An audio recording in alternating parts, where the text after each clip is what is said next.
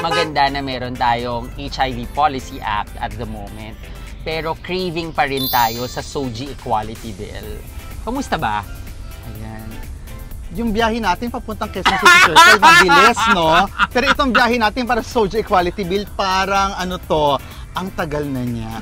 Oo, parang... Kailan nga ba daw tayo pupunta sa destinasyon? Kasi nagsimula tayo 23 years ago eh. College student pa lang ako noon eh. Pero nanay na ako ngayon, pero lumalaban pa rin tayo kasi maraming nega along the way.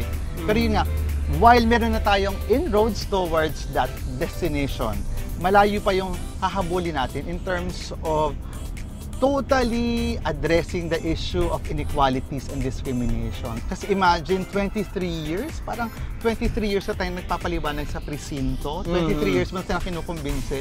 Pero habang nagpapaliwanag tayo, lumalaki naman yung power ng community. Ang pangarap natin na sana in this lifetime, sana sa lifetime ko, kasi it's almost one generation. It's actually one generation. Graduate na siya ng college. Oo, graduate na siya ng college. Baka nasa first job na siya. Oo. Sana bago siya magsimula magpamilya, pumasa na yung SOGIE Equality. Amen. Pero patuloy pa tayong mag-enlighten. Siyempre sinasabi ng mga tao, may mga myths eh, di ba?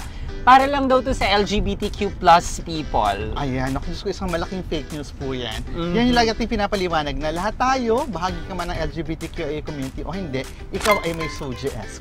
Sexual orientation, gender identity, gender expression, and sex characteristic. Bahagi yan ng pagkatao natin.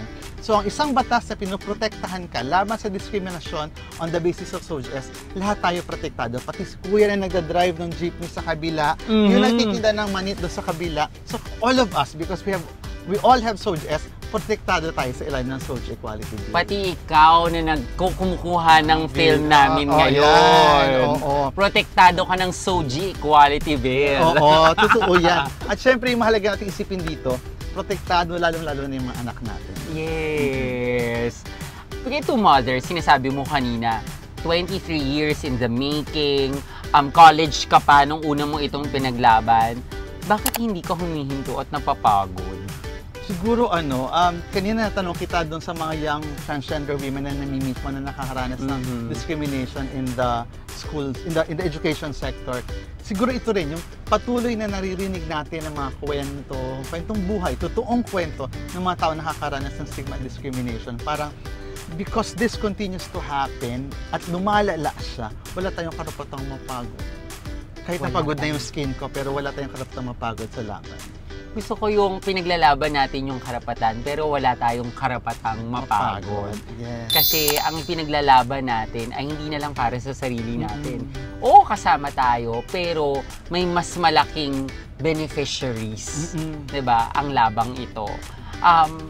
Siguro ako, now that I'm 36, I'm still hopeful that in my lifetime, hopefully in our lifetime, makita natin na naipapatupad ang SOGIE Equality Bill. Oo.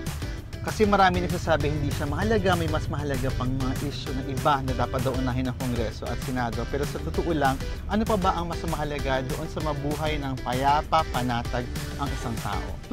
That's what they've been doing to us for the past 23 years. Pinagkakaitan nila tayo ng isang buhay na panatag at mapayapa, malaya mula sa diskriminasyon at stigma. Actually, ngayon baby step lang siya kung tutuusin. Kasi may mas malalaki pang kinakailangan natin paghanda ang mga laban. For example, para sa transgender women, I'm sure may mahalagang legislation kaya eventually you want to push. Yes, mother. Ang gender recognition law, mahalaga yon kasi sa pamamagitan ng gender recognition law, makikita namin ang aming live names at ang aming gender identity sa aming mga legal documents. Sadly, na kapag nagbibigay kami ng identification cards, let's say sa bangko or nagpapakita ng passport sa immigration, alam mo yung lagi ka merong takot na titignan ka mula ulo hanggang paa. Kasi yung itsura mo, hindi siya nagkakaroon ng alignment with your gender marker and even your live name. Or dahil wala silang notion na transgender itong ating next client, tatawagin ka, Mr. Diba? Parang, tapos tatayo ka, naka-dress, naka-make-up. tapos magtatawanan sila, di ba? Ang gusto mo lang naman ay mag-withdraw.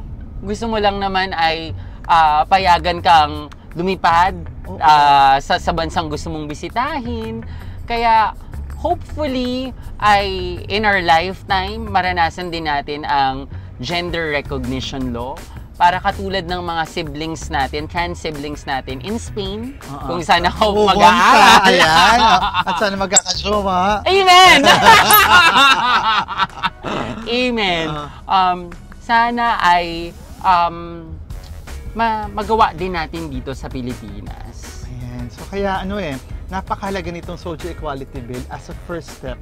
Nang sa ganon, matanggal mo yung diskriminasyon, mabawasan mo yung stigma, so that we can proceed to more measures that will promote diversity, equity, and inclusion. Yes. Ayan. Ako nga, Mother, sana sa laban natin sa Social Equality Bill ay patuloy din sana nating ipinapaunawa sa lahat yung spectrum ng SOGIESC. Totoo. Kasi kaakibat nung paglaban sa Social Equality Bill ay ang pagbibigay ng awareness, pag-educate sa mga Pilipino na it is a spectrum, na hindi lang siya dalawa, hindi binary ang sexualidad. Hindi lalaki at babae, hindi lang heterosexual. May homosexual, may bisexual, may pansexual. Correct. Oo. May transgender, may queer people. Kaya nga, di ba, ang color ng diversity, ang color ng pride is the rainbow. Yes! Kasi, di ba, siyempre, alam natin yung history that it was used during Stonewall, kaya 6 lang kasi hindi makita yung indigo na tela. So, they just settled for 6 colors. Pero sa dulo, pag nilagyan mo talaga ng, ng pag-analyze, the rainbow is the perfect symbol for equality. Kasi, di ba, parang, the rainbow is formed when you project a single beam of white light into a prism. At yung single beam of white light na yun breaks into so many colors. Parang, pare-pareho tayo nanggaling sa single beam of white light, pero iba-iba tayo. So ito, Mother, itong Social Equality Bill, paano nga ba ito konkretong magagamit ng kahit na sino? Ayan, totoo yan. Mahalagang tanong kasi akala ng iba, the Social Equality Bill ay para sa atin lamang na member ng LGBTQIA community.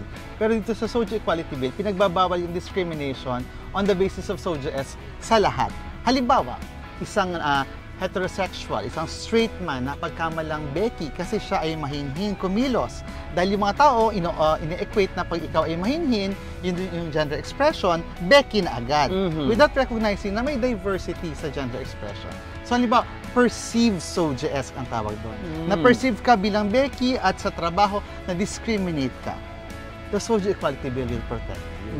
Ganun din naman, isang batang babae na nagkataon na grew up in a family of men, di ba? Halimbawa, nasa abroad si nanay, kapatid na lalaki, tatay ang kasama sa bahay, kaya ang kanyang gender expression mas masculine. So, sa eskwelahan, nakakaranas siya ng stigma discrimination. The Social Equality Bill will protect that young girl kasi napagkamalan siya na ito ang kanyang SOGI. So, the Social Equality Bill protects those who SOGIESC ay LGBTQIA at yung perceived SOGIESC nila. Yes. So, sa dulo, ito ay para sa lahat sa atin. Para talaga sa lahat na nagnanais lang ng payapa at magaang buhay, di ba, na walang diskriminasyon. Ayan, totoo. Ikaw ba meron kang experience of discrimination? Meron ako, Mother. Nung mga panahong kaka-transition ko pa lang, of course, kumbaga parang hindi pa as feminine as I am now. May mga panahon na nasa probinsya ako, nasa Dumaguete at Tugigaraw, sa parehong mall. Pareho yung mother mall nila. Na karanasan na pinapaalis ako sa CR na pambabae. Sa CR na komportable ka. Yes, oo. Kasi naka-dress, naka-makeup, mahaba yung buhok. Hindi ako komportable na mag-CR sa CR ng lalaki. Oo. And I can imagine, baka nung panahon na yan, baka walang mga anti-discrimination ordinances sa mga cities siguro. Wala pa nung time na yon. And I think wala pa rin hanggang ngayon ang Dumaguete at ang Tugigaraw. I have to verify, pasensya na po. Pero yun nga, how I wish, 'di ba, kahit wala tayong SOGIE equality law, sana mayroong anti-discrimination ordinance, no? Oo, kasi ano siya parang pag meron kang anti-discrimination ordinance, meron ng certain dimension of discrimination na naa-address mo. Of course, you can put in penalties, pero unlike, mas mababa pa rin yung penalties nun compared to a national law. Pero malaking tulong na siya, yung Anti-Discrimination Ordinance. Sa Marikina, may Anti-Discrimination Ordinance? Meron kaming Anti-Discrimination Ordinance na pinirmahan noong 2019 Pride March celebration. Oo. 'Di ba, sa panguna ni Mayor Marcy Teodoro na nagnanais na magkaroon ng pagkakapantay-pantay na respeto, pagtingin at kawalan ng diskriminasyon pagdating sa citizens of Marikina. Very good. Kasi nung araw, ang biruan, dahil ang QC, merong Anti-Discrimination Ordinance, pag ikaw daw ay na-discriminate sa boundary ng QC at Marikina, at dun ka sa Marikina side na-discriminate, gumapang ka papuntang QC para ma-cover ka ng Anti-Discrimination Ordinance. Buti na lang may ADO na sa Marikina. Ayan, pero siguro maswerte tayo because we live in cities na bukas yung local chief executive, yung city council sa usaping ito. Pero marami pa rin, more than half of the LGUs in the Philippines, wala pa rin Anti-Discrimination Ordinance. Naalala ko, recently merong isang kaso kami na hinarap sa Quezon City Pride Council na ito isang kaso ng isang eskwelahan, private school, na yung the usual. Ayaw pa marchahin sa graduation ng isang transgender woman unless magpapagupit siya. So finally, nag-decide yung bata, hindi nila ko attend. Tapos nagalit yung magulang, sumulat kay Mayor. And then si Mayor, sinabi lang niya, may Anti-Discrimination Ordinance tayo. Sabi ng eskwelahan, hindi po, meron kami faith. So sabi ni Mayor, hindi mag-decide kayo if you want to operate here or if you want to operate somewhere else. Because in this city, bawal ang discrimination. Yay! So nakamarcha the student was protected. Yes, the student was protected. Hindi ako sure kung nagmarcha siya, ha? Pero tingin ko napakalaking bagay para sa kanya yung nanindigan yung magulang niya para sa kanya. At meron siyang mayor who stood up for her. At may batas na poprotekta. Yes. Oo. Diba? So, kasi mahilig kayo magpa-celebrate ng Pride yung mga LGU. Empty po yung celebration natin ng Pride kung wala kayong Anti-Discrimination Ordinance. So I hope that, yes, Pride is a march, but let's walk the talk. Hindi lang sapat na mag-march. Ayan na, Mother! Ayan na, this used to be my playground. Paano sarado pa? Pero kasi mataas pa po ang araw, kaya Magbubuksan ba nila tayo? Ayan, tao po! Hello po! Hello! Rapture! Hello, Rapture! Oo! Yay! Ay, narito na tayo! Oo. Siguro kung mayroong pang mas babaklang lugar dito sa Quezon City, ewan ko na lang, no? Kasi tayo ay mga Team Cubao. Team Cubao! Yes. First time ko dito sa Rapture. Ako napunta ako dito nung mas maliit pa siya, yung magkakapalit kayo ng mukha kapag Friday nights. Pero ang bongga na niya ngayon. I love it! At syempre, narito tayo para sumamba sa patron ng Rapture. Ang tunay na royalty. Arizona Brandy! I love it! Diba? How do you feel, Mother, na marami ng representation in the media now? Maraming queer shows na nag-e-embrace Drag Race Philippines, Drag Dance, Sparks Camp. Yes! Lalo na ang Sparks Camp, no? Kasi parang sa mahabang panahon, we rarely talk about yung real relationship issues ng community. At I'm sure sa lugar na to, ang daming relationship na nabuo. I love it!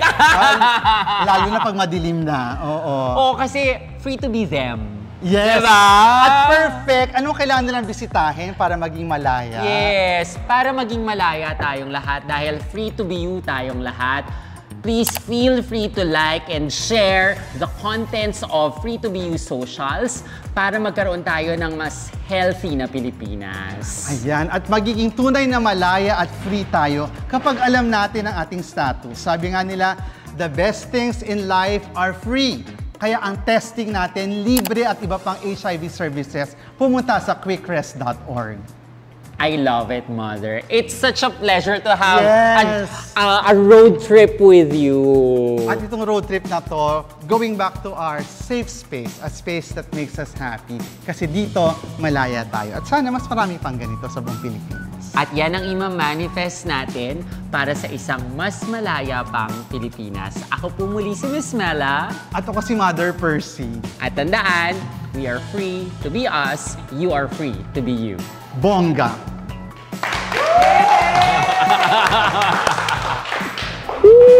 Kasi marami kayong tatakbuhan dito pag minang-away sa inyo.